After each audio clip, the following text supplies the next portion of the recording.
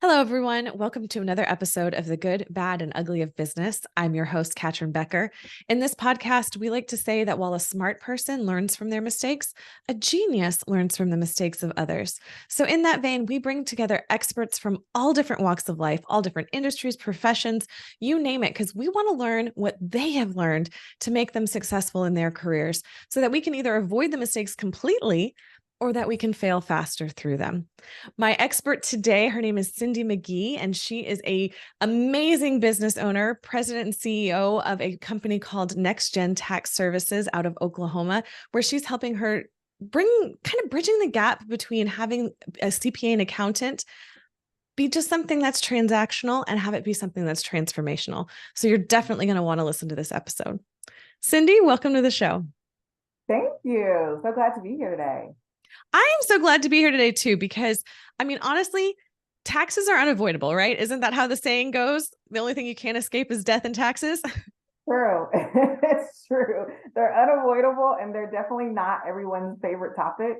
But they're a kind of a necessary issue to address when it comes to business ownership. So we're thankful that we get the opportunity to help support people through taxes. The death part can't help with that, but we can at least support you through the tax part. Well, and you and I had the opportunity to talk a little bit before this, and you're so very different from any accountant that I've ever spoken to. And I think that's such a great extra flavor that you bring into it, that it doesn't need to be this boring, dry, awful topic, that you bring a lot of energy and understanding into the subject. Yeah, I think sometimes we fear what we don't know or what we don't understand. And so we try to avoid it. And I think tax is one of those topics that kind of falls into that category. And so me and my team at NextGen, we really try to make sure that we help educate the business owners that we get the privilege to serve and demystify all the complexities of the tax code and really like find ways to help use the tax code to our advantage. A lot of big business owners do that already. They have whole teams of CPAs and tax attorneys that do this kind of work for their businesses. And so we bring that to small business owners and try to make sure that it's not something that we can be afraid of, but it's something that we can really take advantage of and do the best to minimize what we have to pay in taxes each year. And it's kind of the interesting mindset shift, because yes, it's great if you can minimize the taxes completely legally, wanting to take advantage of all that's available to you, but also it's a double-edged sword, because you're like, man, my business is growing, which then for means I need to pay more in taxes. So it'd be so great if we could be a mindset shift of, yay, I get to pay more in taxes. It means my business is doing really well. Yeah. You're right. I mean, it's a blessing and a curse. We love it when businesses thrive. We don't love it when that results in, the IRS or the state taking a bigger cut. And I like to say all the time, the tax authorities are like the lazy profit share partner in your business, right? They do nothing. They don't add value to the business directly, and they sure get to benefit from the business. But what's interesting is that for a lot of really big businesses, they actually support their growth through tax strategy. So you've probably heard the stories on the news about companies like Amazon and Nike and FedEx, like major corporations that actually are growing because they're investing what would have been paid in taxes back into their business. And small business owners aren't usually privy to the same knowledge that those big companies are using. So we get really excited about taking the strategies that like an Amazon uses and bringing that to a small e-commerce business, because you're eligible, you're in a similar industry, and you can take advantage of that. And so even when your business is thriving, it actually opens you up to more opportunities to find strategic ways to mitigate your tax burden and use that as a way to help foster additional growth in your business. So instead of shying away from it or being concerned, we can lean into it and actually find great ways to let the taxes be a benefit to your business, not a drag on your bottom line. So see, listeners, I told you, she's so much better than not that you're better than all accountants. I can't say that specifically, but oh gosh, it's such a breath of fresh air hearing you speak about this and having it as such a partnership and collaborative approach. And I'd love to hear more about how you came to this position, because it's such a breath of fresh air. It's so disruptive in the industry. So I'd love to hear how that came to be. Yeah, so I started my career like most CPAs at a big four accounting firm, Ernst & Young. They're the second largest in the world. And literally worked, my client was Federal Express. And I'm fresh out of grad school when I started this job, like brand new CPA, made a modest salary, and learned that this multimillionaire client I was working for was paying less in taxes than me. Ooh. And immediately I thought, oh, something's wrong here. We're working with I sign on to work with. Like, this is not going to be a good situation. So my interest in kind of learning more about it really was like an ethical dilemma. Like, is this even legal? Are they doing things correctly? And what I quickly learned after kind of becoming a student of tax strategy with working with, this major client, was that it was perfectly legal. And it's really what has been going on for decades to help business owners, large business owners, be successful. And then when I went home to my own community, I found struggling small business owners who had no idea that they were doing things in a way that wasn't supporting their business growth. And so I saw this big gap between the great big business and the small business owner that was trying to find their way into becoming bigger. And that planted the seed literally 20 years ago for wanting to start my own firm and give my expertise and knowledge to smaller business owners.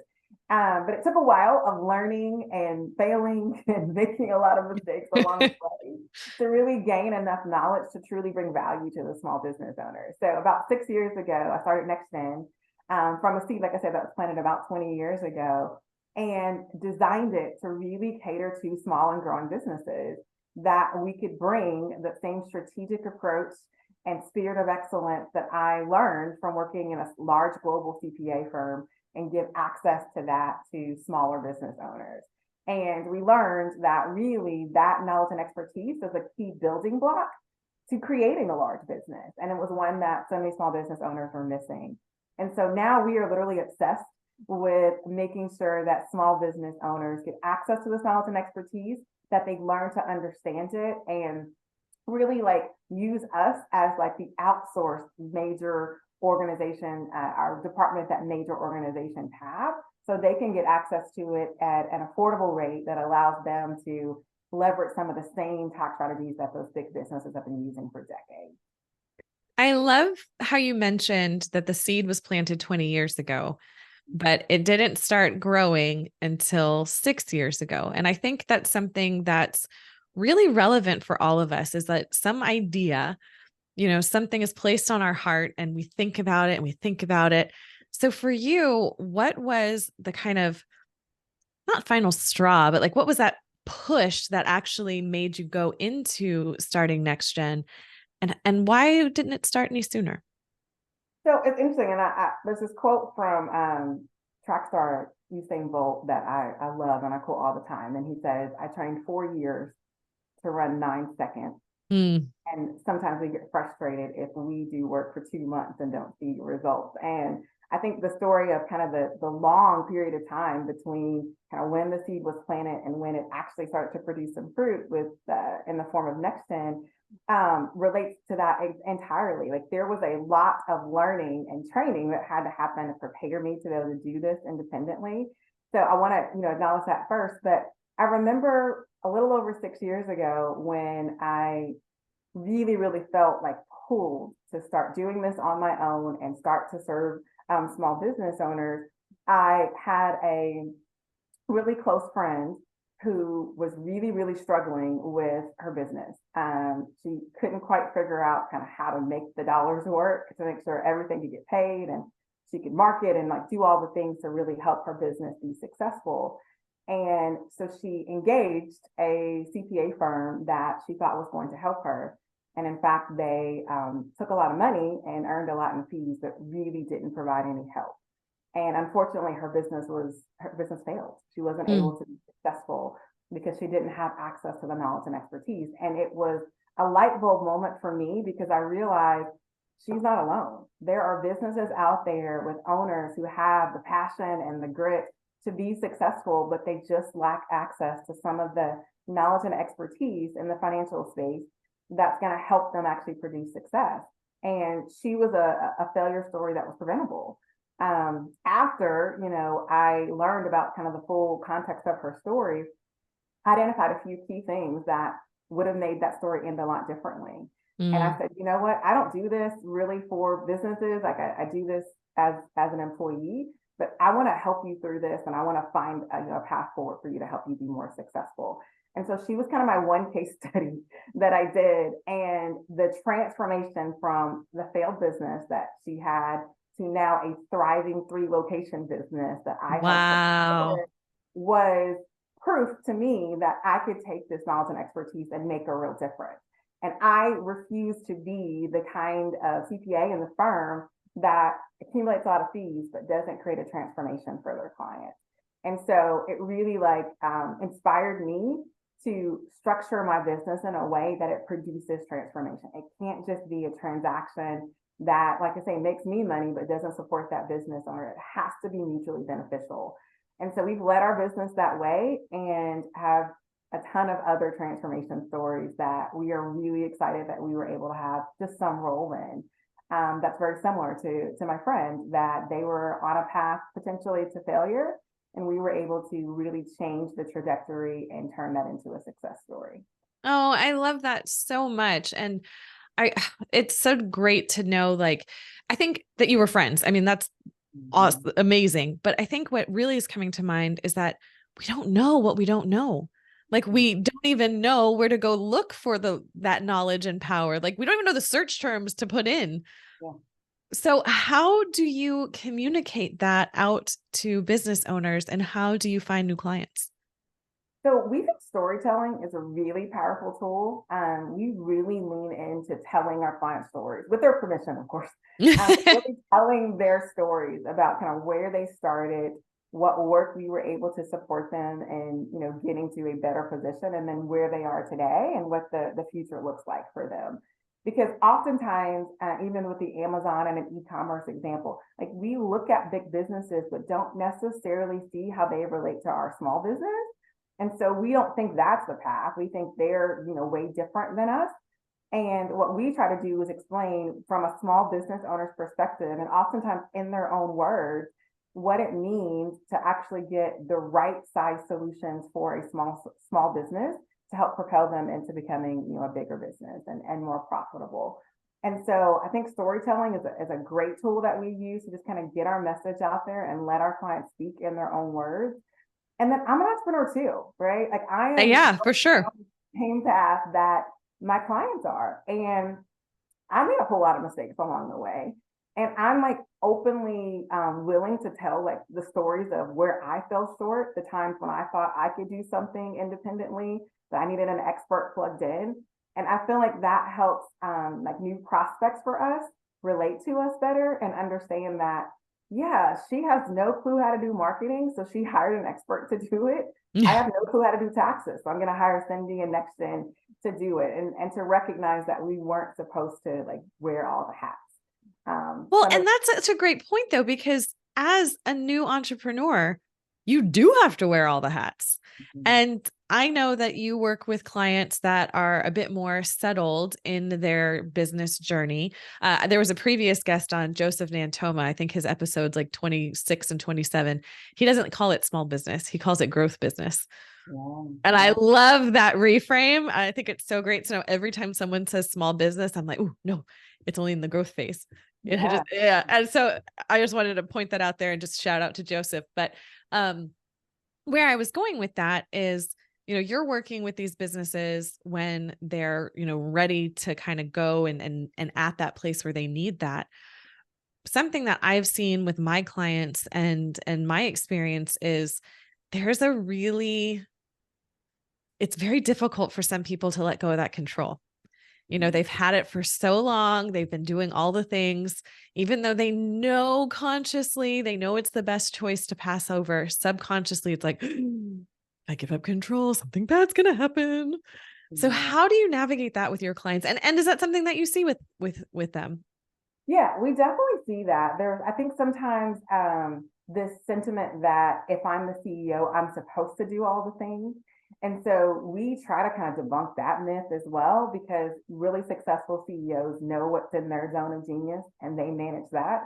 And they know what falls outside their zone of genius and they delegate that. And that's like really a sign of success, because you just literally can't do all the things forever. But I think early on, to your point, when you're in a growth phase, when you're a growth business, it's hard to let go of any of that control. And I think sometimes there's even a trust gap of, okay, I know my business, this is my baby, this is my livelihood. Does the next person have that same respect and appreciation for what I'm trying to build? And so we really try to start with building a strong foundation of trust, making sure that they know we want to be their partner. We're not just a transactional firm. We want to work with them. We want to get in the details with them and help make sure that the work we do supports their role as the CEO.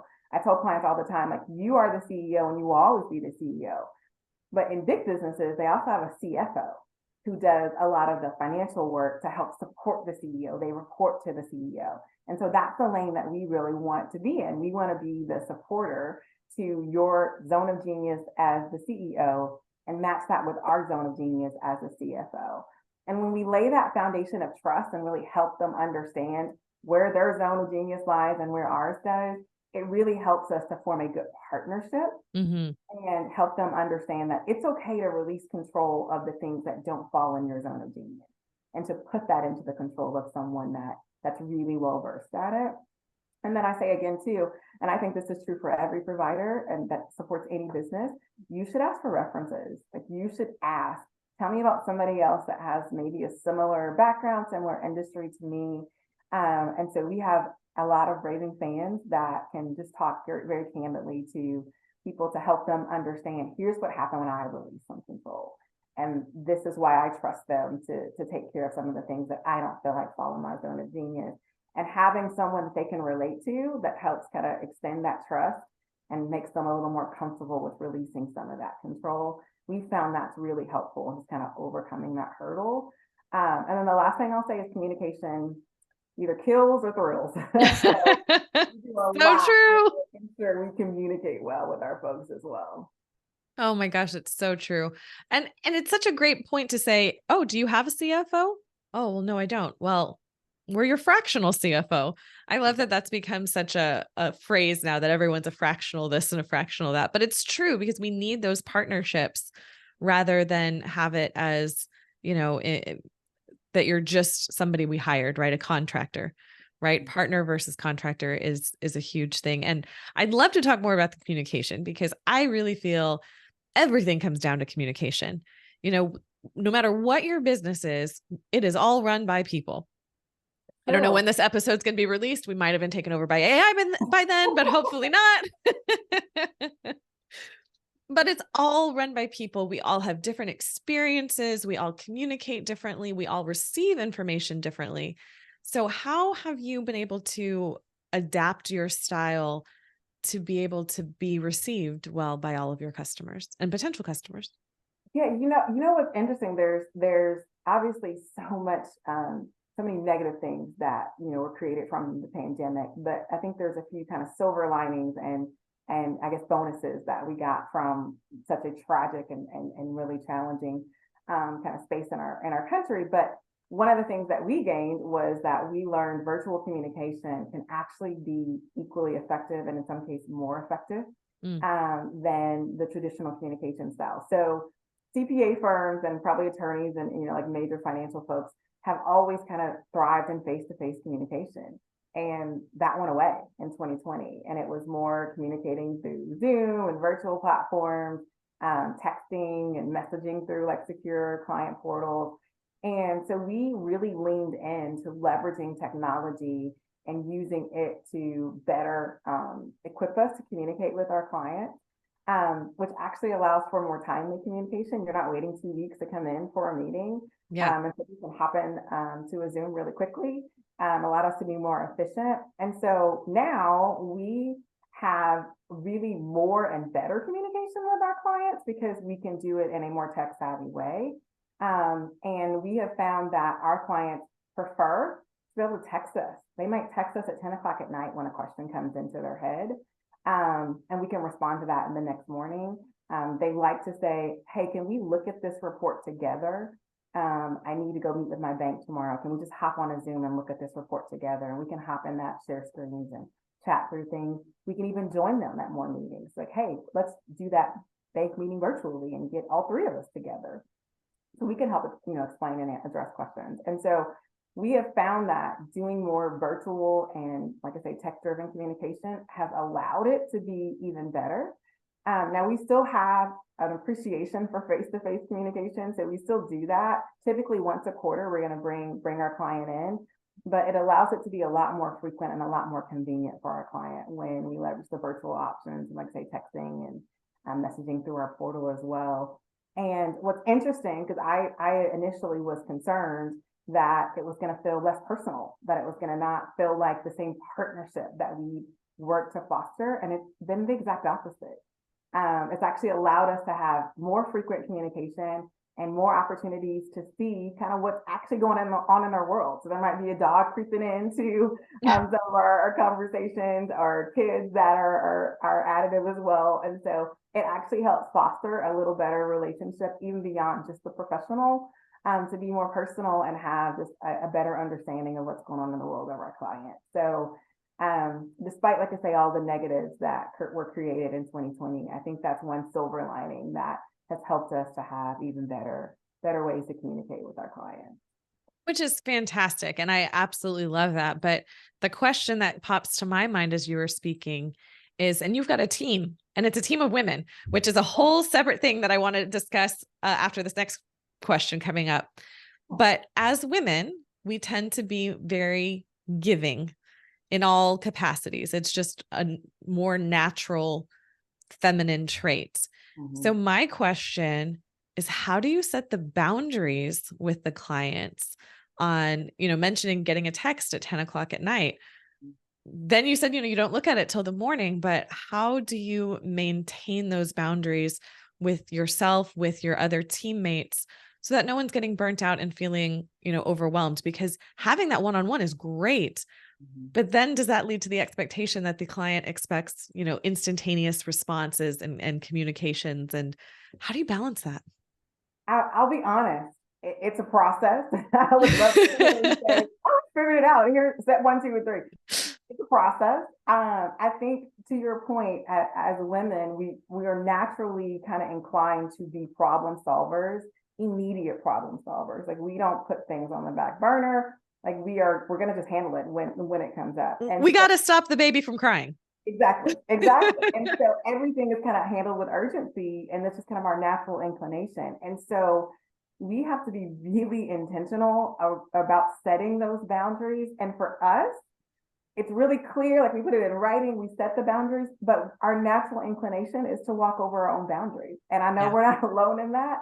So it's taken a lot of, like I say, intentional effort to design a process by which we won't allow our boundaries to be walked over by ourselves or by our clients. And so we've created even a communication protocol, and we explain it to our clients like this. We explain, you want me at my best, right? You want me when I am fully focused and giving my attention to the matter that you need addressed. And me at my best falls within this time frame. And for our team, we have very flexible work arrangements. So they know where they work best and when they work best. So for some of our team members, they actually start at 7 a.m. because that's when they're at their best. For me, because I've got kiddos to drop at school, I don't start my day until 8:30. And so we set in like our timeline. And so when we begin our relationship with the client and introduce them to the members of our team that they're going to be working with, we tell them up front, here's the hours that we operate at our best. So when you communicate with us outside of this window, it's going to be received, but it's going to be responded to when we're at our best. And ultimately, that's good for us and that's good for you, because you don't want the half-hearted response that comes from a message at 10 o'clock. You want the thoughtful, thorough response that comes from a message when we're at our best. Oh, I love this. We have worked really hard to help our clients understand that. And what they have also learned is that they're also not at their best at 10 o'clock. When they fire off a message to us at 10 o'clock, it's not thorough, it's not complete, and they have a bunch of follow-up questions. And so we're actually trying to work, and like I say, it's a process to train them, for them to communicate when they're at their best. And that actually helps all of us to enforce our boundaries better. So I don't know that we've got it figured out. I think it's, like I say, a process. We're learning, we're intentional about trying to make sure that we honor these boundaries that we've set. But that's the way that we try to make sure that it's not just an arbitrary thought of we only want to operate in these hours, but it's really based on when we work best. And that's how we give you our best as a provider. No, that's a beautiful way to frame it because it doesn't feel icky on either side, Mm-hmm. right? It makes that a really nice, clear boundary without feeling constrictive. So I love the way that you do that. So going from there, most accountants are men. Yeah. I came from engineering, so I understand and can relate very much to being the only female in the room.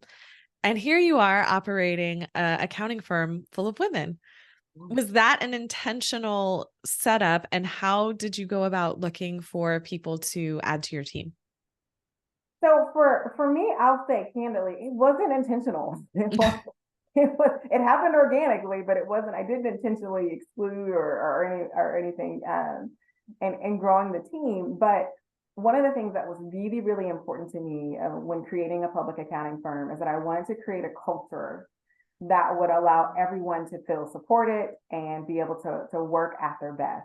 And I came from a culture that I would not describe with those words. Public accounting, generally speaking, is a 50-60 hour work week job. It's weekends, it's nights, it's all encompassing, and it doesn't really lend itself to boundaries or balance in any way. And while that does inspire some excellence, it also inspires burnout. It also correlates to people not really actually operating at their best for that full amount of time. And so I wanted to create a firm that could still inspire that same excellence, but honor that I need to be excellent outside of work as well. I'm raising children, I am married. Like there's a lot of parts of me that are not related to my role as a CEO and as a CPA. And so I wanted to create that for myself. And what we found was that other women with kind of similar backgrounds to me were really attracted to that because they didn't get that elsewhere. And we are overrun with people who are interested in working with us because we're known for our culture. We're known for creating an environment that honors what we do outside of work. And so women, much like me, are attracted to come work with us. And it's just been kind of an organic process of they learn kind of how we are and the way that we work. And they want to bring their genius to an organization that has a culture like that. And so we've worked for the past 6 years to really make sure that we are a people first firm, and that our ability to really structure the way that we work, the location that we had worked from home before it was a thing. So the way that we work actually allows us to be more successful than most. And I started NextGen at my kitchen table with a laptop all by myself. And in 5 years grew us to a team of 24 women. That's and amazing. We haven't had to search for these people to come partner with us and support it. They've actually sought us out because they know that they were going to get to work in a space that was going to be supportive to their life, not just to their profession. So it's been great to do it. It's obviously been challenging as well, but it's been to me just really important to create a firm that allows someone like myself to raise kids and still, excel in their profession. Well, and it's so great. I mean, I feel like culture gets thrown around as like, oh, we have a good culture, but like, what does that mean? It's something that, you have to like water and tend to every single day. And that little amount of effort compounds over time. And you save yourself so much energy in finding good people because so many companies struggle with finding the right people, especially in today's society where not everyone wants to work. There's a lot of struggles. There's quiet quitting. There's all sorts of things happening. So it can't be overlooked, the importance of creating that culture. And I love how well you spoke about how it's been paying dividends to you in the long run, which is the whole point of it, and having a place that people want to come to work, because you and I both know that an hour is not an hour. I mean, the amount of work that you can get done in an hour when you are feeling your best, when you are in your zone of genius, when you are rocking it, is so different from the amount of work you can get done in an hour when you feel burnt out, when you feel unappreciated, when you feel like an outsider. I mean, it's really something that I wish more business owners would pay more attention to and really give it the credit other than just like, oh, we have a culture and it's pretty good. Like, check the box, we're good. Yeah. Yeah, I think there's this kind of misconception that if you make space for other attributes of a person beyond just kind of the work that they do when their fingers are to a keyboard, that somehow that's going to make them less productive or you're going to get less out of them because you're giving them space to do other things. And we just experience the exact opposite. When we give our people flex time, when we give them the opportunity to choose their work location, to even set their schedule, some start at 7, some start at 10, that's actually creating higher levels of productivity instead of the opposite. And it was an experiment when we tried it. Hey, let's see how this works. And it's worked really, really well. And we've executed the right pivots to make adjustments. But when you put people in an environment where they can have some autonomy to be able to complete their work, it actually makes them more productive. Yeah. And I wish more organizations, understood that and were willing to just give their teams the opportunity to define what makes them most productive. And it's funny that intrinsic motivation, when you have someone who has that intrinsic motivation, you don't need to micromanage them. Like, they're going to get it done. So it's an important thing to look for in the hiring process as well. Well, I can't believe that we are up against our time. It went by so fast. This was so great speaking with you. You have such great insight, and I highly encourage everyone to reach out and work with you. So please tell them how they can do that. Yeah, so I am proud to lead an amazing team at NextGen Tax Services based in Tulsa, Oklahoma. You can find us online at nextgenempires.com, and we're on all the social media platforms at nextgen.tax. And we really want to make it easy for people to find us and for them to partner with us and design a program that works specifically for their business. So you can also send us an email with a little bit of information about you and your business, and we will coordinate setting up a meeting to make sure that we can design something that works perfectly for you. So you can email me directly. It's really simple. It's Cindy, Cindy, at nextgen.tax, nextgen.tax. I would love to work with more people that get a chance to talk or to hear from me here, and hopefully can hear from me more about their business specifically when we connect on a one-to-one basis. Oh, absolutely. I love it so much. Well, thank you so much for being such an amazing guest. It was great getting to meet you. Yes, thank you for having me. I appreciate it. And to the listeners, thank you so much for being here. I hope you enjoyed this episode. If you did, please make sure to like, subscribe, and share with your audience so we can continue to bring you amazing guests like this to help you grow your business, to help you learn something you didn't know that you didn't know, and just for the sake of knowledge, because knowledge is power and we all grow together. I appreciate all of you. Until next time, take care.